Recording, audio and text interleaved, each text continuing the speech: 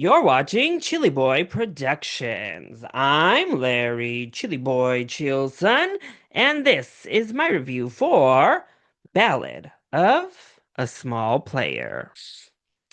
Now, before we get into this review, make sure to go ahead and click that subscribe button down below so that you can chill with me on each and every one of my latest videos. Ballad of a Small Player is a 2025 British drama directed by Edward Berger. When his past and debts start to catch up with him, a high stakes gambler laying low in Macau encounters a kindred spirit who may just hold the key to his salvation. The film stars Colin Farrell, Paula Chan, and Tilda Swinton. So I was able to check out Ballad of a Small Player at the 2025 Toronto International Film Festival with Colin Farrell, some of the other cast, and director all in theater to watch with us. Now, obviously, Edward Berger has really made a name for himself over the past several years, getting these films with their late runs into Best Picture contention and not just nomination. When Edward releases a film, suddenly it's a threat to win the whole shebang. Now, he hasn't quite crossed that line yet, so I was wondering if maybe this Colin Farrell star-studded affair may just be the key to get him over the hump. Well, no, it is certainly not that. I think his Best Picture nominee run comes to an end with Ballad of a Small Player because this one, it was messy. This was a mess. Pretty much all the way around, y'all. Yeah, one of the more confounding films of the festival I've had the opportunity to check out. Really a shocker, and not in a positive way. But let's go ahead and kick things off with the positives first. Well, far and away, my biggest positive is Colin Farrell himself because he's fantastic. He kills it in this film. I loved his performance. I loved everything he did here.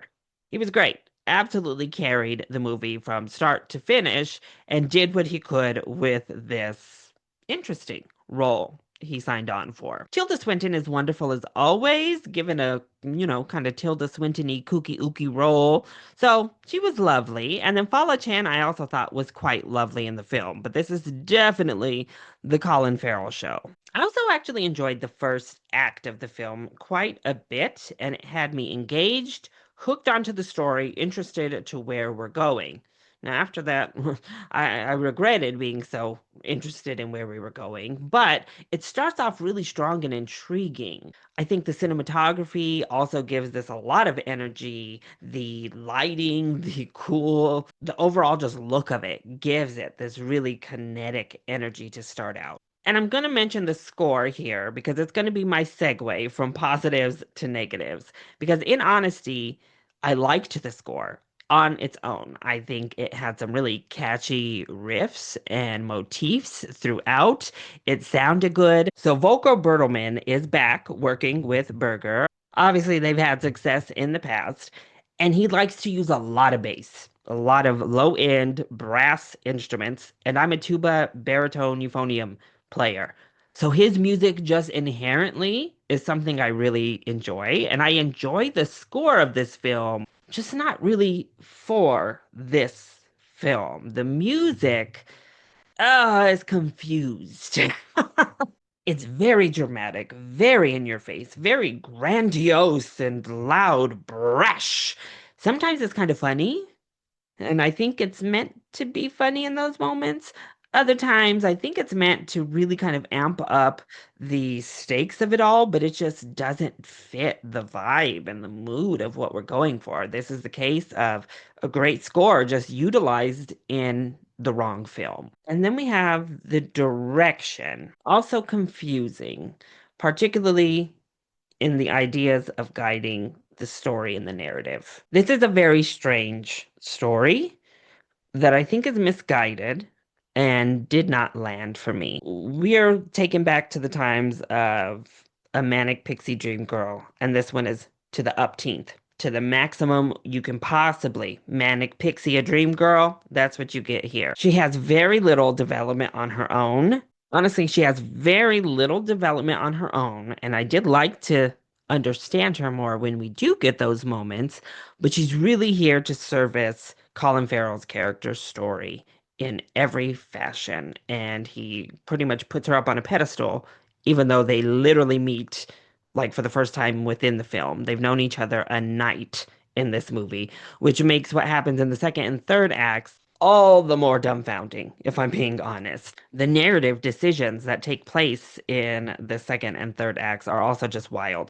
Honestly, as soon as they leave Macau and take the story to another location for some time, that's when the story starts to come to a dead halt. It goes off the rails into this much more fantastical elements all the way around, where we're even introducing random horror elements in mirrors, the body horror looking stuff in the mirrors just get thrown in there. It becomes so surreal that obviously you're disoriented as a viewer on what is real, what's not real. Some of that seems intentional, but I think other of it is supposed to be a little bit more grounded, and it's not. It gets way too surreal for me, particularly after the first act of the film, and it leaves you kind of ambiguous but in a really negative fashion to the point where you're just like, what the hell?